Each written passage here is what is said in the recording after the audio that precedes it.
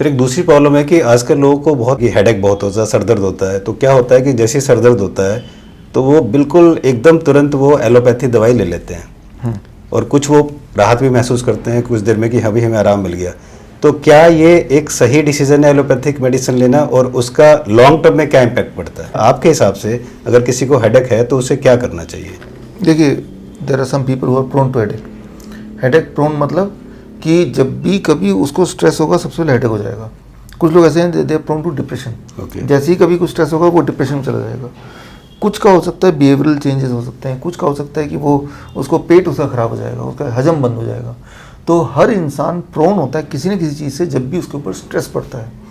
तो किसी को हो सकता है कि एक ही स्ट्रेस पे हर एक को हेडेक नहीं होगा, लेकिन कुछ ना कुछ ज़रूर होगा। तो जिनको हेडेक है यानी कि they are prone to headache, यानी कि सिर में अगर अंदर देखेंगे तो there will be micro inflammation. वो माइक्रो इन्फ्लेमेशन ट्रिगर कर देती है and that is what is called headache. आपको हेडेक का एहसास होता है। तो ये तो हो गया प्रॉब्लम। अब सोल्यूशन क्या है? सोल्यूशन ये है कि भाई वो माइक्रो इन्फ्लेमेशन धीरे धीरे चला जाए, वही सोल्यूशन है। लेकिन सोल्यूशन अभी क्या कर रहे हैं आप दवाई ले रहे हैं। पेन किलर जो क्या है वो क्या करता है, बॉडी के ब्रेन का जो सेंसेशन है उसको स्विच ऑफ कर देता है। यानी कि ब्रेन सिग्नल भेजती है कि आपको पेन हो रहा है। फॉर एग्जाम्पल, आप चल रहे हैं और आपके पैर में एक कील चुभ गई तो आपको एकदम से पेन होगा, क्योंकि आप देख नहीं रहे। तो ब्रेन एक सिग्नल भेजता है ताकि आपका ध्यान पैरों पे जाए, right? That is a pain signalling system. लेकिन जब पेन किलर लेंगे तो पेन किलर ये ब्रेन का जो भेजने का जो तरीका है किसी भी पेन सिग्नलिंग का, वो स्विच ऑफ कर देगा या काट देगा या पार्शली काट देगा। तो हेडेक कम नहीं हुआ, हेडेक का जो एहसास है वो कम हुआ। घाव अपनी जगह पे है, तो उस घाव में अगर आप पेन किलर लेते हैं तो एहसास कम हो गया, आपको लगता है कि आप सब कुछ सही है।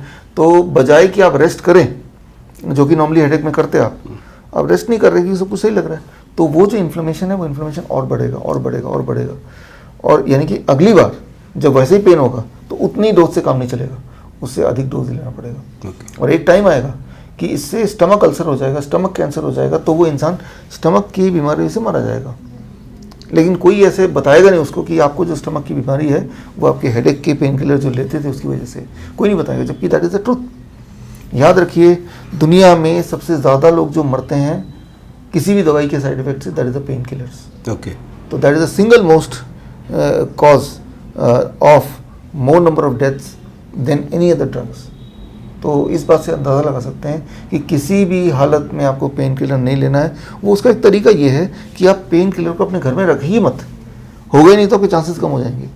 और पेन कितना भी क्यों ना हो, पेन से कोई मरेगा नहीं, हेडेक के पेन से कोई मरने नहीं वाला। Ultimately you will be okay, right? आप ऐसा कर सकते हैं, जैसे पेन का सेंसेशन हो, आप जिंजर लें, अदरक, उसको कूट लें। ओके। 5 ग्राम अदरक लिया, उसको कूट लिया और आपने 200 ml पानी लिया, उसमें उबाला जब तक वो 100 ml का ना आ जाए। फिर उस पानी को निकाल उसके छान लिया और उसको गर्म रहते हुए धीरे धीरे पीते गए। ये जब आप करेंगे तो आपको पेन का एहसास, that is a natural pain killer. Okay. तो नेचुरल पेन किलर मिल गया आपको और उस पेन किलर से बच गए। और ऐसा आप करते रहेंगे। Plus of course DIP diet हम क्यों बताते हैं, क्योंकि वो बॉडी के अंदर कहीं भी इन्फ्लेमेशन है उसको ठीक करता है। That is what is DIP diet. किसी के बॉडी में घुटनों में इन्फ्लेमेशन हो सकता है, अर्थराइटिस, गैस्ट्राइटिस, पेट में इन्फ्लेमेशन हो सकता है, हेडेक, माइग्रेन, सिर में इन्फ्लेमेशन हो सकता है।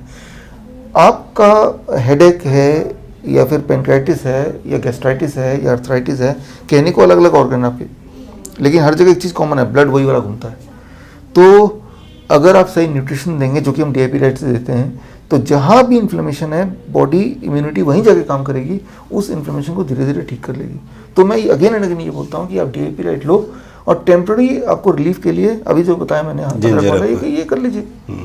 जिंजर में चाहे तो थोड़ा सा हनी मिला लीजिए, अगर रॉ हनी है आपके पास, नहीं तो जिंजर ले लीजिए, राइट? तो सोल्यूशन मिल गया short term and long term को।